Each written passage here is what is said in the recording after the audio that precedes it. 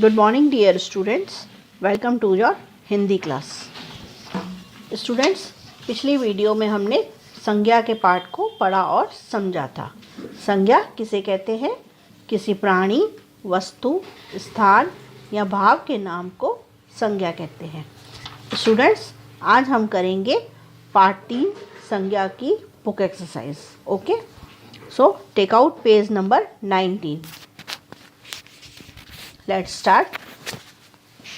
प्रश्न क, दिए गए वाक्यों में रंगीन शब्दों के लिए संज्ञा के उचित भेद पर सही का चिन्ह लगाइए। नंबर 1, आन्या शहर में रहती है। ये किस तरह की संज्ञा है? नीचे ऑप्शंस दिए हैं, जातिवाचक, व्यक्तिवाचक या भाववाचक। आन्या एक लड़की का नाम है, आपको एक स्पेशल नाम दिया गया है, तो ये क्या है? व्यक्तिवाचक संज्ञा। सेकंड ऑप्शन पे हम राइट का निशान लगाएंगे। सेकंड, बुढ़ापा रोग नहीं बल्कि एक अवस्था है। बुढ़ापा रोग नहीं बल्कि एक अवस्था है। ये किस तरह की संज्ञा है? जातिवाचक, व्यक्तिवाचक या भाववाचक। स्टूडेंट्स, मैंने आपको बताया था कि भाववाचक संज्ञा में हमारे व्यक्ति, वस्तु या स्थान के गुण, दोष, अवस्था और मन के भावों का ज्ञान होता है। यानी बुढ़ापा क्या है? एक अवस्था है। तो ये हमें क्या बता रहा है? भाववाचक संज्ञा। यानी तीसरा वाला ऑप्शन सही है। थर्ड, दादाजी हरियाली में घूम रहे हैं। दादाजी हरियाली में घूम रहे हैं। ये किस तरह की संज्ञा है? जातिवाचक, व्यक्तिवाचक या भाववाचक? ये भाववाचक संज्ञा है ना, यानी थर्ड वाले ऑप्शन पे राइट का निशान लगाइए। अब आगे बढ़ते हैं। प्रश्न नंबर ख, दिए गए प्रश्नों के उत्तर दीजिए। प्रश्न 1, संज्ञा किसे कहते हैं? इनके भेदों के नाम लिखिए। किसी प्राणी, वस्तु, स्थान या भाव के नाम को संज्ञा कहते हैं। संज्ञा के भेद कौन कौन से हैं? व्यक्तिवाचक संज्ञा, जातिवाचक संज्ञा और भाववाचक संज्ञा। प्रश्न नंबर 2, व्यक्तिवाचक संज्ञा के 2 उदाहरण लिखिए। यानी हमें व्यक्तिवाचक संज्ञा के कोई 2 उदाहरण देने हैं। कौन कौन से लिखें? मदर टेरेसा और महात्मा गांधी। स्टूडेंट्स, आपको कोई और भी नाम अगर समझ में आते हैं व्यक्तिवाचक संज्ञा से, तो आप कोई और भी लिख सकते हैं। प्रश्न नंबर 3, जातिवाचक संज्ञा के कोई 5 शब्द लिखिए। हमें जातिवाचक संज्ञा के कोई 5 शब्द लिखने हैं। कौन कौन से हो सकते हैं? फल, फूल, पक्षी, कक्षा और अध्यापक। ये सब जातिवाचक संज्ञा के शब्द हैं। Students, now turn your page. प्रश्न नंबर 4, भाववाचक संज्ञा से आप क्या समझते हैं? उत्तर, कुछ संज्ञा शब्द ऐसे होते हैं जिनसे व्यक्ति, वस्तु या स्थान के गुण, दोष, अवस्था और मन के भावों का ज्ञान होता है। उसे हम भाववाचक संज्ञा कहते हैं। ओके स्टूडेंट्स, अब आगे वाले प्रश्न पे बढ़ते हैं। ग, दिए गए वाक्यों में से संज्ञा शब्द चुनकर लिखिए। स्टूडेंट्स, इनमें कुछ वाक्य दिए हुए हैं, इनमें आपको संज्ञा शब्द चुनकर साइड में लिखना है। स्टार्ट करें। फर्स्ट वन, दीपक बहुत अच्छा लड़का है। इसमें संज्ञा शब्द क्या है? दीपक। दीपक किसी का नाम है, हम उसका संज्ञा शब्द क्या हुआ? दीपक। 2, क्या आपने पुस्तक पढ़ ली? इसमें पुस्तक शब्द क्या है? संज्ञा शब्द। थर्ड, पिताजी गांव में नहीं है। अब इसमें से संज्ञा शब्द क्या है? गांव। गांव एक स्थान का नाम है, तो ये संज्ञा शब्द है। स्वामी जी रेलगाड़ी से आ रहे हैं। इसमें संज्ञा शब्द क्या हुआ? स्वामी जी। 5th, कमला सहेलियों के साथ पिकनिक मनाने गई है।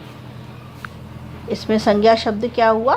कमला। कमला एक लड़की का नाम है, ये संज्ञा शब्द है। आगे के प्रश्न पे बढ़ते हैं। घ, कोष्टक में दिए गए शब्दों को भाववाचक संज्ञा में बदलकर वाक्य पूरे कीजिए। स्टूडेंट्स, आप देख रहे होंगे कि एक तरफ से हमें कुछ शब्द दिए हैं और इनको हमें भाववाचक संज्ञा में बदलना है। शुरू करते हैं। फर्स्ट, कृष्ण और सुदामा की डैश के बारे में कौन नहीं जानता। इसमें शब्द क्या दिया गया है? मित्र। तो इसका भाववाचक क्या होगा? मित्रता। कृष्ण और सुदामा की मित्रता के बारे में कौन नहीं जानता। सेकंड, आज बहुत डैश है। शब्द दिया गया है गरम। आज बहुत गर्मी है। थर्ड, राम की डैश रावण से थी। शत्रु। अब शत्रु का भाववाचक शब्द क्या होगा? शत्रुता। राम की शत्रुता रावण से थी। फोर्थ, मुझे डैश करनी है। शब्द है पढ़ना। पढ़ना का भाववाचक शब्द क्या होगा? पढ़ाई। मुझे पढ़ाई करनी है। फिफ्थ, ज़्यादा देर तक काम करने से डैश हो जाती है। शब्द दिया गया है थकना। थकना का भाववाचक शब्द क्या होगा? थकावट। ज़्यादा देर तक काम करने से थकावट हो जाती है। स्टूडेंट्स, नेक्स्ट क्वेश्चन पे आते हैं। दिए गए शब्दों को भाववाचक संज्ञा में बदलकर लिखिए। फर्स्ट है सफल। सफल का भाववाचक शब्द है सफलता। सेकंड, पढ़ना। पढ़ना का भाववाचक संज्ञा क्या होगी? पढ़ाई।